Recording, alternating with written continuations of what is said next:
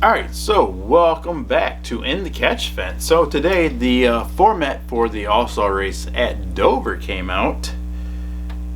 And yeah, let's just say I'm not a fan of All-Star anything in any sport. It means absolutely nothing.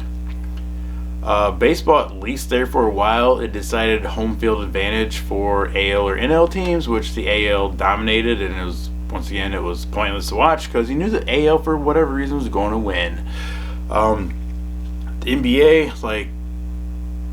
the score is 190 to 180. That's whatever. Anyway, so I'm not a fan of Pro Bowl. Just might as well throw this one out there. The Pro Bowl. It's flag football now.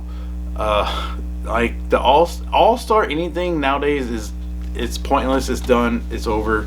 It's ran the gamut, and it should just be canceled, in my opinion. Or not canceled, that's a bad word to use. But anyway, so we have the All-Star race format. It's a full field. It starts segments 1 and 2, which are 75 laps each, and then you have qualifying on Saturday, which will set the first segment. And then you have the top 26 from segment 1, which will invert. So what do you do in that situation? Do you go out there and win segment 1 to invert? I'm assuming this is for charter cars only, which would make sense. So you win segment 1, you start in segment 2 at 36. What is the point of winning segment 1? There is no point. If anything, let's go ahead and go forward. So we'll come back to that. They invert the top 26 from segment 1 into segment 2. The remaining drivers line up by finish for segment 2. Alright, so it's all 36 for that, but the top 26, alright, I did not catch that the first time. Then you have the lowest combined finishing positions from both segments set the starting lineup for the final 200 lap.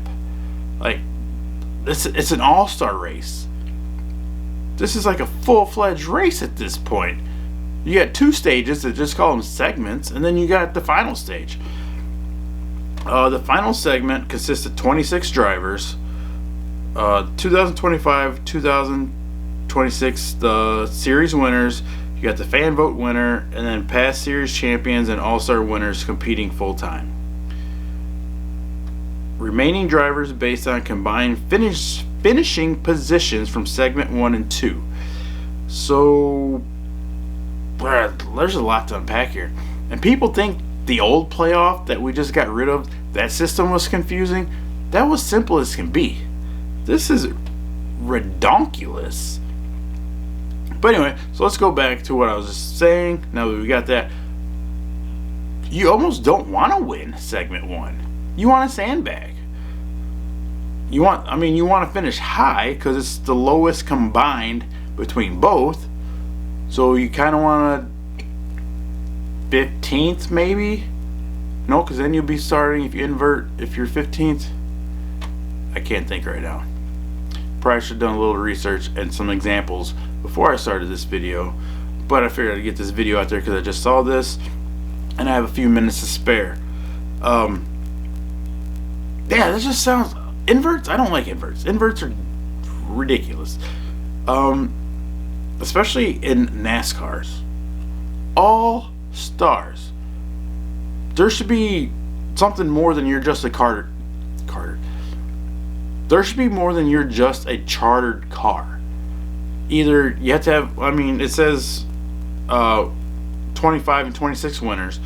So I think that should... First of all, if you didn't win last year or this year at this point, you don't get to start the race. And it doesn't need to be 350 laps, especially at Dover. I feel like racing is one of the hardest things to do an all-star event, especially with this car, and at certain tracks. It's kind of like the Clash. The Clash is supposed to be pole winners, if I remember correctly. And that's it. But it's not. It's whole field, and it's not... This is just ridiculous. We need to get rid of All-Star race. I said it. I don't care about tradition. I don't care about any of that. If you want, or make it, I wish I saved the comments. Let's All-Star race.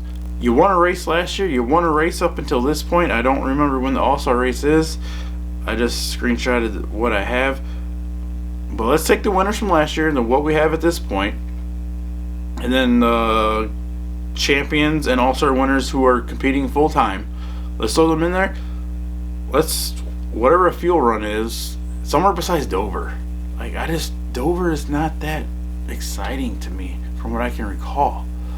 But either way, let's just do a fuel run and let's up the ante. Let's kick it a nickel. Hey, this is a $5 million race. That's probably a bit much. I just wanted to say that because it's from one of the greatest movies ever. But, make it $1 million, $2 million, $1.5 million, I don't know. A shootout where you're going full bore, fuel run, there's no fuel saving, I guess maybe fuel run, I don't know. Do we want a pit stop? Do we care about tires? Do we want what's the tire window maybe at Dover or anywhere? That'd be something to look at. I mean, you got the pit crew challenge on Saturday. I'm assuming that, I don't know what that would account for because of qualifying sets a lineup for segment 1. That doesn't make sense. I think the pit crew should be somewhat involved and mean something for this because they are part of the team. But this is just, that's ridiculous. Let's just say what it is. I think just for everyone's sake, being right there close to Charlotte, the All-Star race should be at Charlotte. It's a non-points race. It's close to home. They don't have to travel. First of all, that's a different video. That's a different video for another time. But yeah, and a fan vote winner. Like Gregson got it 2 years in a row, or is it just the 1 year he got? And then I don't remember. Probably should look that up. But a fan vote is not an all-star. An all-star is an all-star. A winner. A consistent, upfront, finishing top 5. Anyway, that's my rant for this week. Until next time, you guys know what to do, and that is stay out the catch fence.